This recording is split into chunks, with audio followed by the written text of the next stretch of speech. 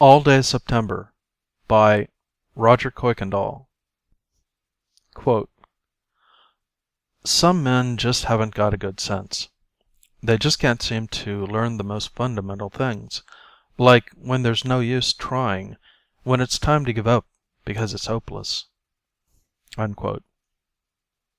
The meteor, a pebble, a little larger than a match head, traveled through space and time since it came into being. The light from the star that died when the meteor was created fell on Earth before the first lungfish ventured from the sea. In its last instant, the meteor fell on the moon. It was impeded by Evans' tractor. It drilled a small, neat hole through the casing of the steam turbine and volatilized upon striking the blades. Portions of the turbine also volatilized. Idling at 8,000 RPM, it became unstable. The shaft tried to tie itself into a knot, and the blades, damaged and undamaged, were spit through the casing. The turbine again reached a stable state, that is, stopped, permanently stopped. It was 2 days to sunrise, where Evans stood. It was just before sunset on a spring evening in September in Sydney. The shadow line between day and night could be seen from the moon to be drifting across Australia. Evans, who had no watch, thought of the time as a quarter after Australia. Evans was a prospector, and like all prospectors, a sort of jackknife geologist, selenologist, rather. His tractor and equipment cost $250,000. $50,000 was paid for. The rest was promissory notes and grubstake shares. When he was broke, which was usually, he used his tractor to haul uranium ore and metallic sodium from the mines at Potter's Dyke to Williamson Town, where the rockets landed. When he was flush, he would prospect for a couple of weeks. Once he followed a stampede to Yellow Crater, where he thought for a while that he had a fortune in chromium. The chromite petered out in a month and a half, and he was lucky to break even. Evans was about 300 miles east of Williamson Town, the site of the first landing on the moon. Evans was due back at Williamson Town at about sunset, that is, in about 16 days. When he saw the wrecked turbine, he knew that he wouldn't make it. By careful rationing, he could probably stretch his food out to more than a month. His drinking water, kept separate from the water in the reactor, might conceivably last just as long, but his oxygen was too carefully measured. There was a 4-day reserve. By diligent conservation, he might make it last an extra day. 4 days reserve, plus 1 is 5, plus 16 days normal supply equals 21 days to live. In 17 days he might be missed, but in 17 days it would be dark again, and the search for him, if it ever began, could not begin for 13 more days.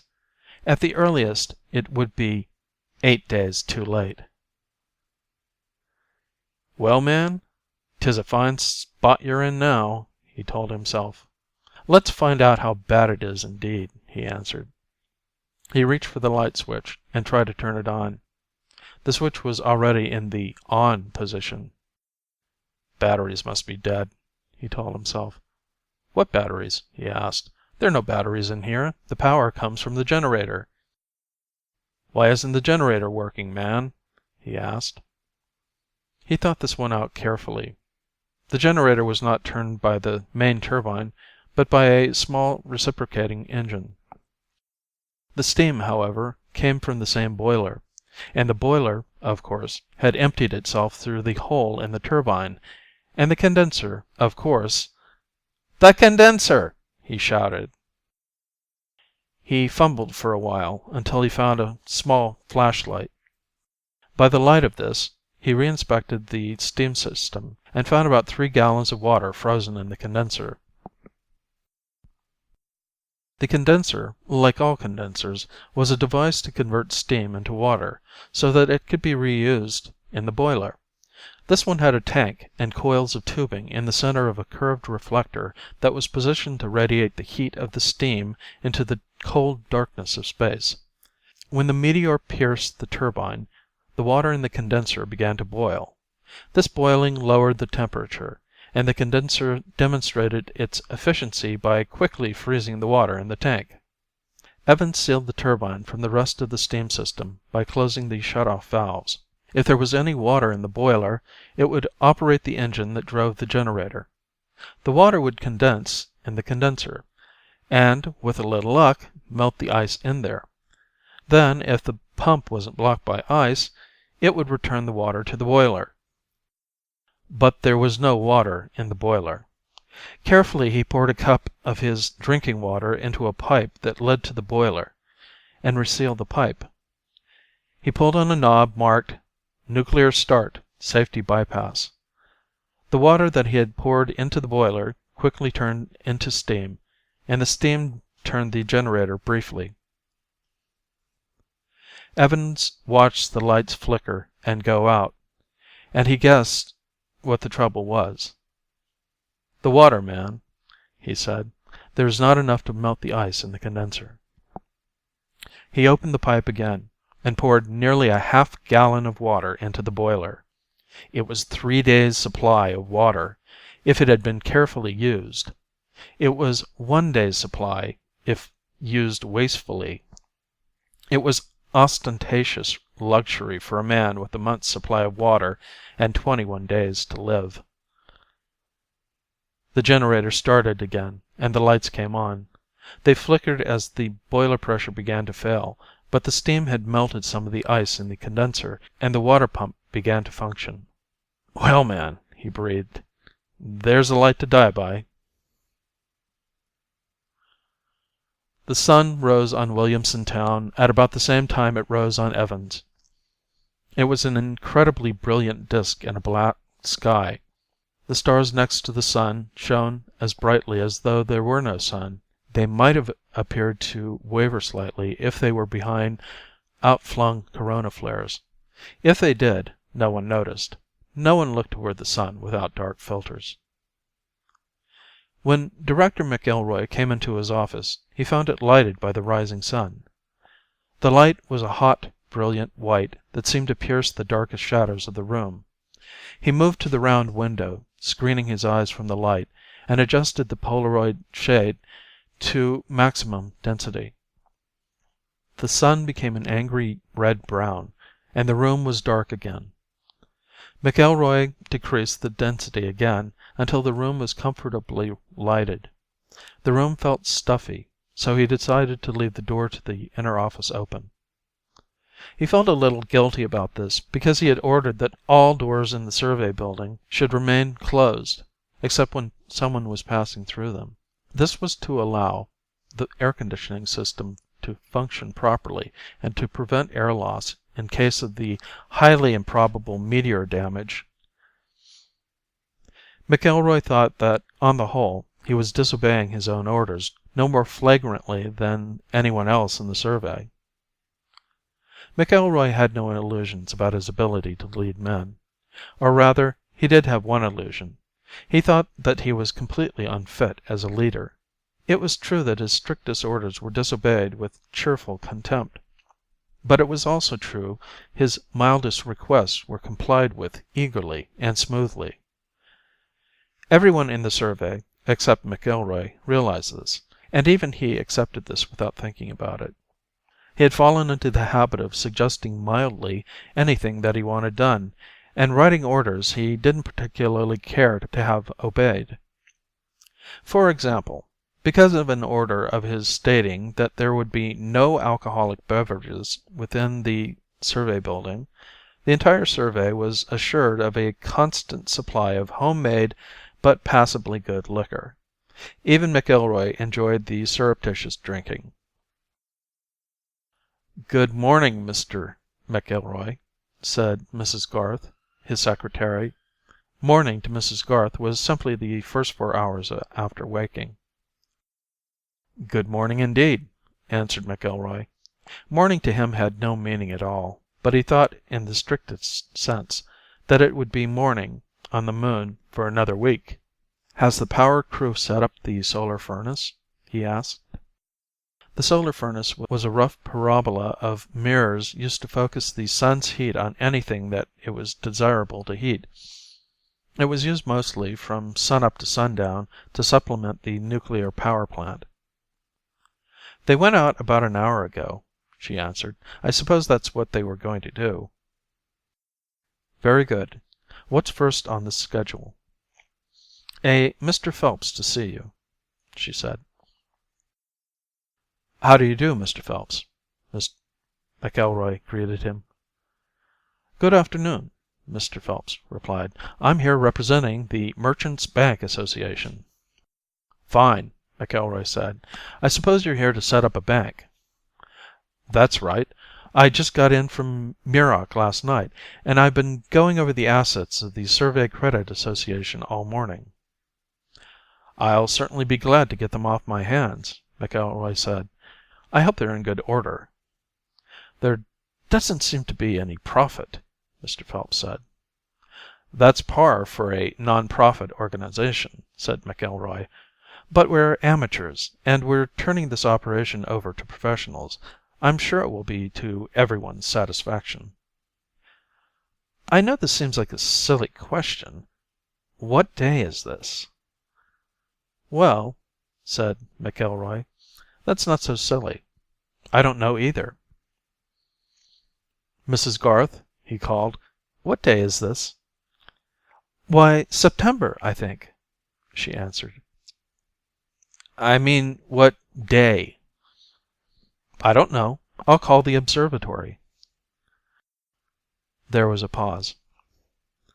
"They say, 'What day, where?'" she asked. "Greenwich, I guess. Our official time is supposed to be Greenwich Mean Time." There was another pause. "They say it's September 4th, 1:30 a.m." "Well, there you are," laughed McElroy. "It isn't that time doesn't mean anything here. It just doesn't mean the same thing." Mr. Phelps joined the laughter. "Ha! Bankers' hours don't mean much, at any rate," he said. The power crew was having trouble with the solar furnace. 3 of the 9 banks of mirrors would not respond to the electric controls, and one bank moved so jerkily that it could not be focused, and it threatened to tear several of the mirrors loose. "What happened here?" Spotty Cade, one of the electrical technicians, asked his foreman, Kowalczyk, over the intercommunications radio. "I've got about 100 pinholes in the cables out here. It's no wonder they don't work." "Meteor shower," Kowalczyk answered, "and that's not half of it. Walker says he's got a half-dozen mirrors cracked or pitted, and Hoffman, on bank 3, wants you to replace a servo motor. He says the bearing was hit." "When did it happen?" Cade wanted to know. "Must have been last night, at least 2 or 3 days ago. All of 'em too small for radar to pick up, and not enough for Seismo to get a rumble." "Sounds pretty bad." "Could have been worse," said Kowalczyk. "How's that?" "Wasn't anybody out in it." "Hey, Chuck," another technician, Lehman, broke in. "You could maybe get hurt that way." "I doubt it," Kowalczyk answered. "Most of these were pinhead size, and they wouldn't go through a suit." "It would take a pretty big one to damage a servo bearing," Cade commented. "That could hurt," Kowalczyk admitted, "but there was only one of them." "You mean only one hit our gear?" Lehman said. "How many missed?" Nobody answered. They could all see the moon under their feet. Small craters overlapped and touched each other. There was, except in the places that men had obscured them with footprints, not a square foot that didn't contain a crater at least 10 inches across. There was not a square inch without its half-inch crater. Nearly all of these had been made millions of years ago, but here and there the rim of a crater covered part of a footprint, clear evidence that it was a recent one. After the sun rose, Evans returned to the lava cave that he had been exploring when the meteor hit. Inside, he lifted his filter visor and found that the light reflected from the small ray that peered into the cave door lighted the cave adequately. He tapped loose some white crystals on the cave wall with his geologist's hammer and put them into a collector's bag. "A few mineral specimens would give us something to think about, man. These crystals," he said, "look a little like zeolites. But that can't be. Zeolites need water to form, and there's no water on the moon." He chipped a number of other crystals loose and put them in bags. One of them he found in a dark crevice had a hexagonal shape that puzzled him. One at a time, back in the tractor, he took the crystals out of the bags and analyzed them as well as he could without using a flame which would waste oxygen. The ones that looked like zeolites were zeolites, all right, or something very much like it. One of the crystals that he thought was quartz turned out to be calcite, and one of the ones that he was sure could be nothing but calcite was actually potassium nitrate.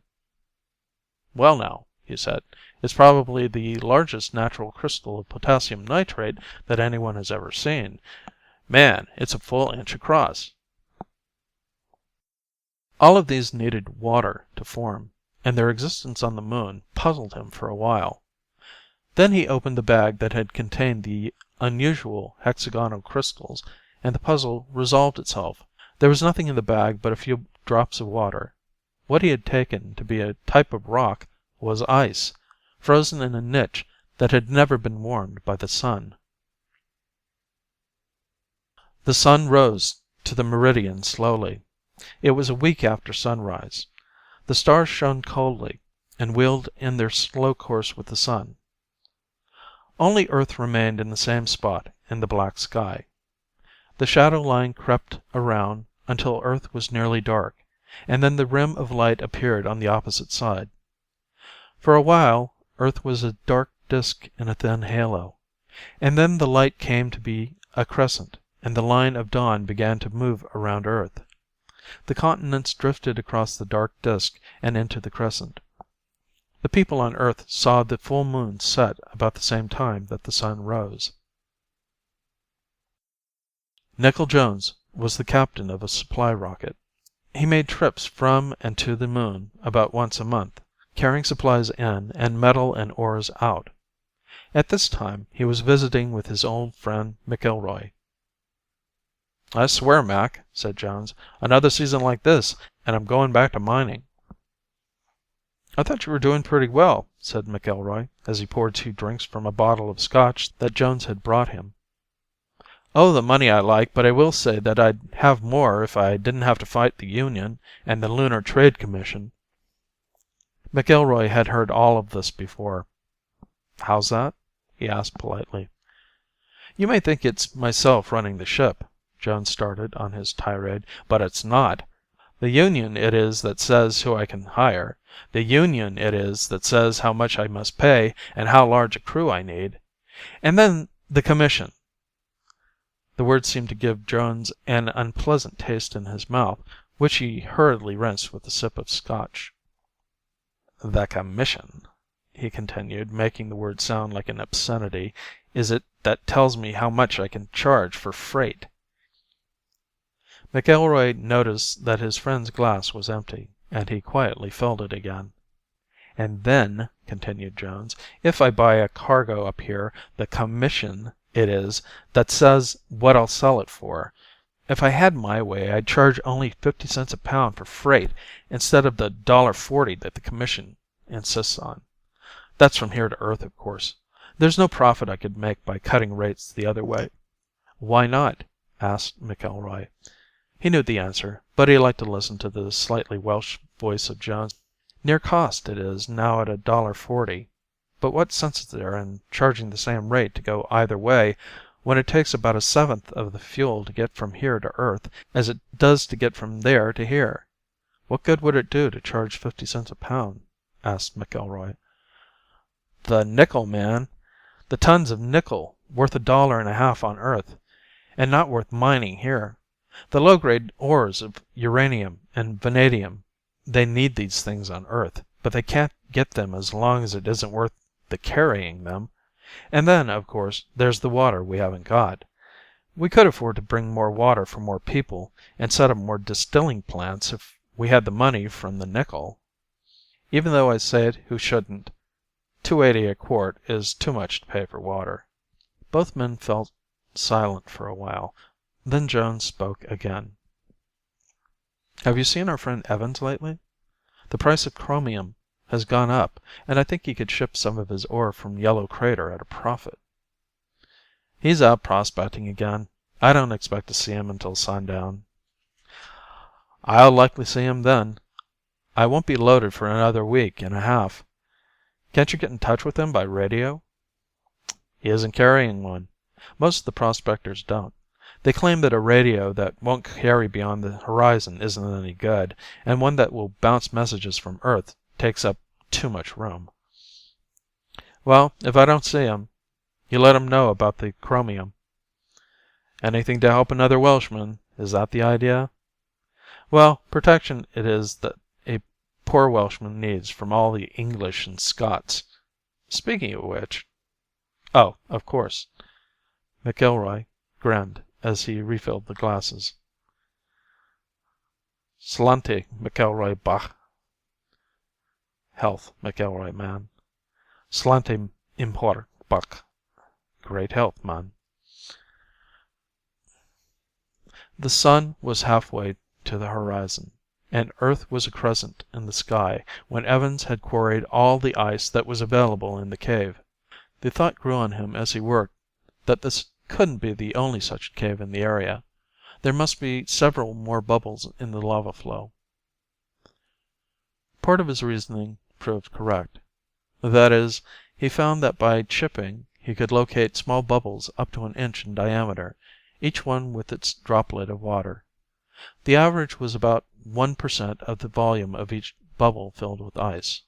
A quarter of a mile from the tractor, Evans found a promising-looking mound of lava. It was rounded on top, and could easily be the dome of a bubble. Suddenly, Evans noticed that the gauge on the oxygen tank of his suit was reading dangerously near empty. He turned back to his tractor, moving as slowly as he felt safe in doing. Running would use up oxygen too fast. He was halfway there when the pressure warning light went on, and the signal sounded inside his helmet. He turned on his 10-minute reserve supply, and made it to the tractor with about 5 minutes left. The air purifying apparatus in the suit was not as efficient as the one in the tractor. It wasted oxygen. By using the suit so much, Evans had already shortened his life by several days. He resolved not to leave the tractor again, and reluctantly abandoned his plan to search for a large bubble. The sun stood at half its diameter above the horizon. The shadows of the mountains stretched out to touch the shadows of the other mountains. The dawning line of light covered half of Earth, and Earth turned beneath it. Kowalczyk itched under his suit, and the sweat on his face prickled maddeningly because he couldn't reach it through his helmet. He pushed his forehead against the faceplate of his helmet and rubbed off some of the sweat. It didn't help much, and it left a blurred spot in his vision. That annoyed him. "Is everyone clear of the outlet?" he asked. "All clear," he heard Cade report through the intercom. "How come we have to blow the boilers now?" asked Lehman. "Because I said so!" Kowalczyk shouted, surprised at his outburst and ashamed of it. "Boiler scale," he continued, much calmer. "We've got to clean out the boilers once a year to make sure the tubes in the reactor don't clog up." He squinted through his dark visor at the reactor building, a gray concrete structure a quarter of a mile distant. It would be pretty bad if they clogged up some night. "Pressure's 10.5 pounds," said Cade. "Right, let her go," said Kowalczyk. Cade threw a switch. In the reactor building, a relay closed. A motor started turning, and the worm gear on the motors opened a valve on the boiler. A stream of muddy water gushed into a closed vat. When the vat was about half full, the water began to run nearly clear. An electric eye noted that fact, and a light in front of Cade turned on. Cade threw the switch back the other way, and the relay in the reactor building opened. The motor turned, and the gears started to close the valve. But a fragment of boiler scale held the valve open. "Valve's stuck," said Cade. "Open it and close it again," said Kowalczyk. The sweat on his forehead started to run into his eyes. He banged his hand on his faceplate in an unconscious attempt to wipe it off. He cursed silently, and wiped it off on the inside of his helmet again. This time 2 drops ran down the inside of his faceplate. "Still don't work," said Cade. "Keep trying," Kowalczyk ordered. "Lehman, get a Geiger counter and come with me. We gotta fix this thing." Lehman and Kowalczyk, who were already suited up, started across to the reactor building. Cade, who was in the pressurized control room without a suit on, kept working the switch back and forth. There was light that indicated that the valve was open. It was on, and it stayed on, no matter what Cade did. "The vat pressure's too high," Cade said. "Let me know when it reaches 6 pounds," Kowalczyk requested, "because it'll probably blow at 7. The vat was a light plastic container used only to decant sludge out of water. It neither needed nor had much strength. "6 now," said Cade. Kowalczyk and Lehman stopped halfway to the reactor. The vat bulged and ruptured. A stream of mud gushed out and boiled dry on the face of the moon. Kowalczyk and Lehman rushed forward again. They could see the trickle of water from the discharge pipe. The motor turned the valve back and forth in response to Cade's signals. "What's going on out there?" demanded McElroy on the intercom. "Scale stuck in the valve," Kowalczyk answered. "Are the reactors off?" "Yes. Vat blew. Shut up. Let me work, Mac." "Sorry," McElroy said, realizing that this was no time for officials. "Let me know when it's fixed." "Geiger's off scale," Lehman said. "We're probably okay in these suits for an hour," Kowalczyk answered. "Is there a manual shutoff?" "Not that I know of," Lehman answered. "What about it, Cade?" "I don't think so," Cade said. "I'll get on the blower and rouse out an engineer." "Okay, but keep working that switch." "I checked the line as far as it's safe," said Lehman. "No valve." "Okay," Kowalczyk said. "Listen, Cade, are the injectors still on?" "Yeah, there's still enough heat in these reactors to do some damage." "I'll cut 'em in about 15 minutes." "I found the trouble," Lehman said. "The worm gear's loose on its shaft. It's slipping every time the valve closes. There's not enough power in it to crush the scale." "Right," Kowalczyk said. "Cade, open the valve wide. Lehman, hand me that pipe wrench." Kowalczyk hit the shaft with the back of the pipe wrench, and it broke at the motor bearing. Kowalczyk and Lehman fitted the pipe wrench to the gear on the valve, and turned it. "Is the light off?" Kowalczyk asked. "No," Cade answered. "Water's stopped. Give us some pressure. We'll see if it holds." 20 pounds, Cade answered after a couple of minutes. "Take her up to... No, wait, it's still leaking," Kowalczyk said. "Hold it there. We'll open the valve again." "Okay," said Cade. "An engineer here says there's no manual cutoff." "Like hell," said Lehman. Kowalczyk and Lehman opened the valve again. Water spurted out and dwindled as they closed the valve. "What did you do?" asked Cade. "The light went out and came on again." "Check that circuit and see if it works," Kowalczyk instructed. There was a pause. "It's okay," Cade said. Kowalczyk and Lehman opened and closed the valve again. "Light is off now," Cade said. "Good," said Kowalczyk. "Take the pressure up all the way, and we'll see what happens." 800 pounds, Cade said after a short wait. "Good enough," Kowalczyk said. "Tell that engineer to hold up a while. He can fix this thing as soon as he gets parts. Come on, Lehman, let's get out of here." "Well, I'm glad that's over," said Cade. You guys had me worried for a while." "Think we weren't worried?" Lehman asked. "And it's not over." "What?" Kate asked. "Oh, you mean the valve servo you two bashed up." "No," said Lehman. "I mean the 2,000 gallons of water that we lost." 2,000? Kate asked. "We only had 700 gallons reserve. How come we can operate now?" "We picked up 1,200 from the town sewage plant.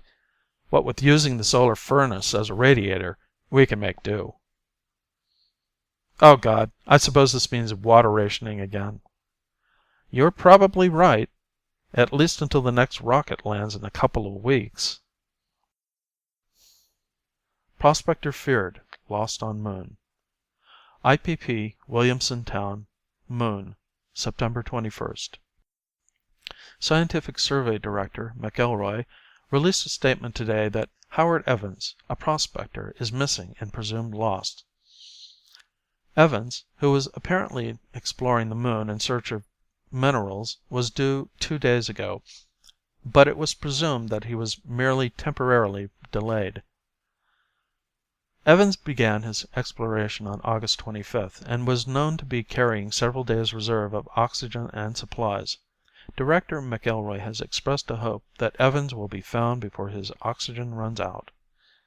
Search parties have started from Williamson Town, but telescopic search from Palomar and the new satellite observatory are hindered by the fact that Evans is lost on the part of the moon which is now dark. Little hope is held for radio contact with the missing man, as it is believed he was carrying only short-range intercommunications equipment. Nevertheless, receivers are... Captain Nickel Jones was also expressing a hope. "Anyway, Mac," he was saying to McElroy, "a Welshman knows when his luck's run out, and never a word did he say." "Like as not you're right," McElroy replied, "but I know Evans. He'd never say a word without any forebodings." "Well, happen I might have a bit of Welsh second sight about me, and it tells me that Evans will be found." McElroy chuckled for the first time in several days. "So that's the reason you didn't take off when you were scheduled," he said. "Well, yes," Jones answered. "I thought that it might happen that a rocket would be needed in the search." The light from Earth lighted the moon as the moon had never lighted Earth. The great blue globe of Earth, the only thing larger than the stars, wheeled silently in the sky. As it turned, the shadow of sunset crept across the face that could be seen from the moon. From full Earth, as you might say, it moved toward last quarter.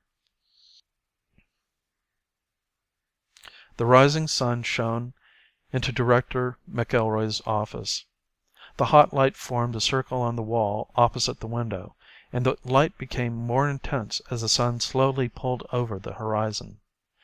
Mrs. Garth walked into the director's office, and saw the director sleeping with his head cradled in his arms on the desk. She walked softly to the window and adjusted the shade to darken the office. She stood looking at McElroy for a moment, and when he moved slightly in his sleep, she walked softly out of the office.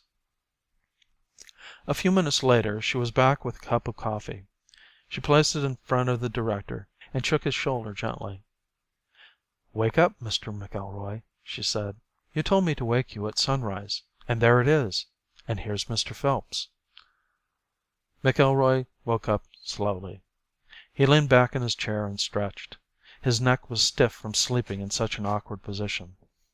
"Morning, Mr. Phelps," he said. "Good morning," Phelps answered, dropping tiredly into a chair. "Have some coffee, Mr. Phelps," said Mrs. Garth, handing him a cup. "Any news?" asked McElroy. "About Evans?" Phelps shook his head slowly. "Palomar called in a few minutes back. Nothing to report, and the sun was rising there. Australia will be in position pretty soon. Several observatories there, then Cape Town.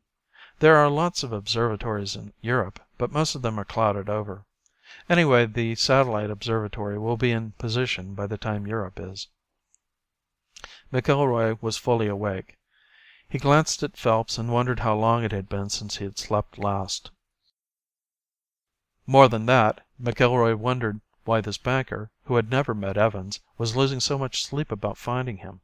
It began to dawn on McElroy that nearly the whole population of Williamson Town was involved, one way or another, in the search. The director turned to ask Phelps about this fact, but the banker was slumped in his chair, fast asleep, with his coffee untouched. It was 3 hours later that McElroy woke Phelps. "They found the tractor," McElroy said. "Good," Phelps mumbled, and then his comprehension came. "That's fine! That's just fine! Is Evans?" "Can't tell yet. They spotted the tractor from the satellite observatory. Captain Jones took off a few minutes ago, and he'll report back as soon as he lands. Hadn't you better get some sleep?" Evans was carrying a block of ice into the tractor when he saw the rocket coming in for a landing. He dropped the block and stood waiting. When the dust settled from around the tail of the rocket, he started to run forward. The airlock opened, and Evans recognized the vacuum-suited figure of Nickel Jones. "Evans, man," said Jones' voice in the intercom. "Alive you are." "A Welshman takes a lot of killing," Evans answered. Later, in Evans' tractor, he was telling his story. "And I don't know how long I sat there after I found the water." He looked at the Goldbergian device he had made out of wire and tubing. "Finally, I built this thing. These caves were made of lava. They must have been formed by steam sometime, because there's a floor of ice in all of them. The idea didn't come all at once. It took a long time for me to remember that water is made out of oxygen and hydrogen. When I remembered that, of course, I remembered that it can be separated with electricity. So I built this thing. It runs on an electric current through water, lets the oxygen loose in the room, and pipes the hydrogen outside. It doesn't work automatically, of course, so I run it about an hour a day. My oxygen level gauge shows how long." "You're a genius, man!" Jones exclaimed. "No," Evans answered. "A Welshman, nothing more." "Well then," said Jones, "are you ready to start back?" "Back?" "Well, it was to rescue you that I came." "I don't need rescuing, man," Evans said. Jones stared at him blankly. "You might let me have some food," Evans continued. "I'm getting short of that. And you might have someone send out a mechanic with parts to fix my tractor. Then maybe you'll let me use your radio to file my claim." "Claim?" "Sure, man. I've thousands of tons of water here. It's the richest mine on the moon." End of All Day September by Roger Kuykendall.